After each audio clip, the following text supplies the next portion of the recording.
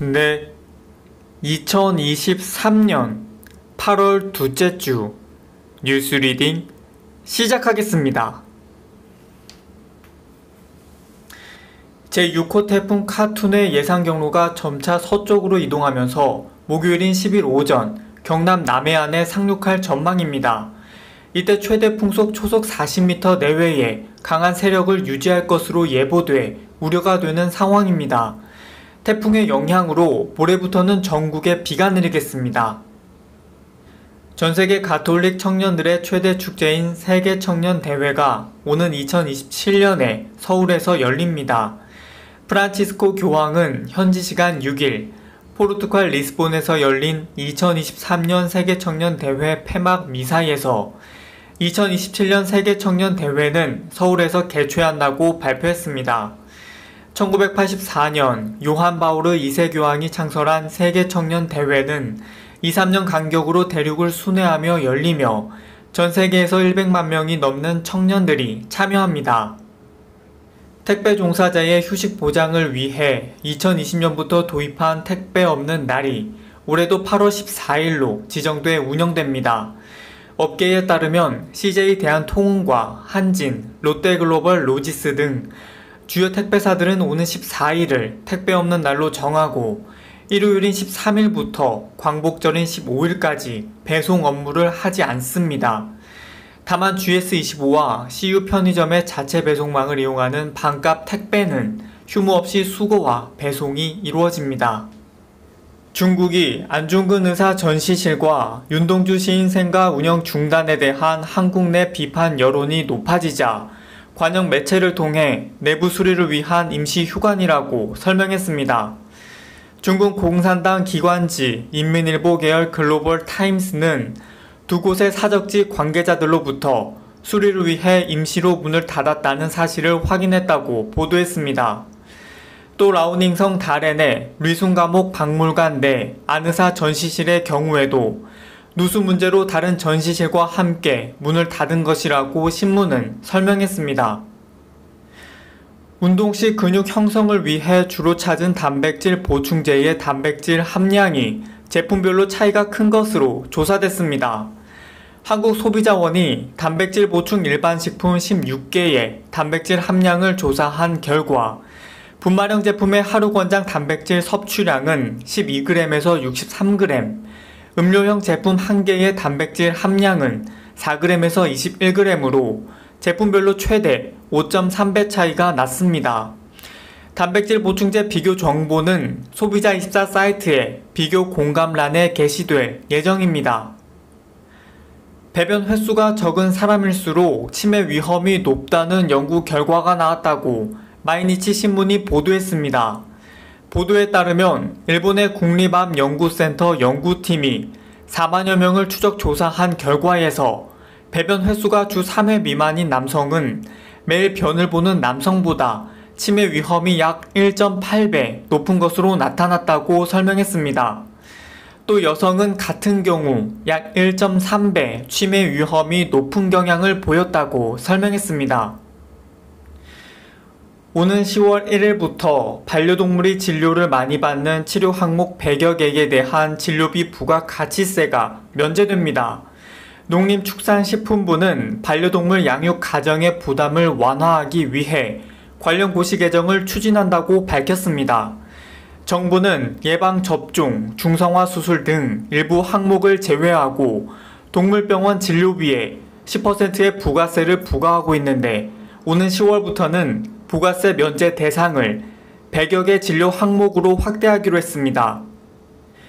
SK하이닉스가 세계 최고층인 321단 낸드 샘플을 공개했습니다.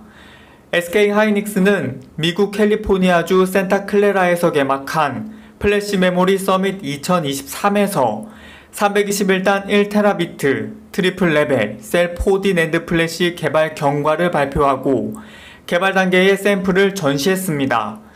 낸드 플래시는 전원이 꺼져도 데이터가 저장되는 메모리 반도체로 셀을 쌓아 올려 데이터 용량을 늘리는 적층 기술이 경쟁력의 핵심 요소로 꼽힙니다.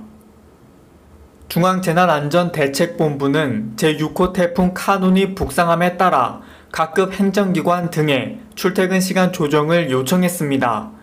중대본은 태풍이 출근 시간인 내일 오전 남해안에 상륙할 것이 예상됨에 따라 야외 이동 인구 최소화를 위해서 근무자들의 출퇴근 시간을 적극 조정해달라고 행정기관 등에 요청했습니다. 아울러 각 기관의 육아 민간기업 및 단체가 상황에 맞게 출퇴근 시간을 조정하도록 독려해달라고도 권고했습니다. 제6호 태풍 카눈이 우리나라를 관통 중인 가운데 10일 늦은 밤 서울 북동쪽을 거쳐 수도권을 지날 것으로 예상됩니다. 기상청에 따르면 카눈은 오후 4시 충북 충주 남동쪽 30km 지점을 지나 시속 31km 정도로 북쪽과 북서쪽 사이를 지나고 있습니다. 오후 6시 충북 충주 쪽을 거쳐 오후 9시부터 자정까지 서울을 가장 가까이 지날 것으로 보입니다. 카눈은 내일 새벽쯤 휴전선 이북으로 올라가 오후 3시쯤 약화될 것으로 전망됩니다. 뇌 자극을 통해 주의력 결핍 과잉 행동 장애, 즉 ADHD 증상을 완화하는 장치가 개발됐다고 해외 전문지가 전했습니다. 미국의 테크 이노스피어 엔지니어링은 경두계 무자위 소음 자극이라는 장치로 머리 두 곳에 부착한 전극을 통해 통증을 느끼지 않을 정도의 미약한 전류를 흘려보낸다고 밝혔습니다. 뇌 전류 자극이 어떻게 ADHD 증상을 진정시키는지는 정확히 알 수 없지만 스펀지 전극으로 뇌를 자극하면 저활동성 뇌 부위들을 활성화할 수 있다고 연구팀은 설명했습니다. 술을 많이 또는 자주 마실수록 50세 미만 성인이 젊은 대장암에 걸릴 확률도 높아진다는 연구 결과가 나왔습니다. 특히 지난해 의학 저널 랜시데는 우리나라 20에서 49세의 대장암 발생률이 인구 10만 명당 12.9명으로 조사 대상 42국 중 1위라는 결과가 실리기도 했습니다. 실험을 통한 대장암 위험도는 음주 빈도와도 비례해 증가했다고 연구진은 밝혔습니다. 연구진에 따르면 술을 전혀 마시지 않는 사람과 비교해 음주 빈도가 주 1에서 2회면 대장암 발생 위험은 7%, 3에서 4회면 14%, 5회 이상이면 27% 더 높았다고 밝혔습니다. 우리나라 연구팀이 상온상압 초전도체라고 주장한 물질 LK99 검증에 나선 한국초전도저온학회 LK99검증위원회가 이르면 2주 내로 샘플을 제작하고 일주일 내로 교차 측정까지 마칠 수 있다고 밝혔습니다.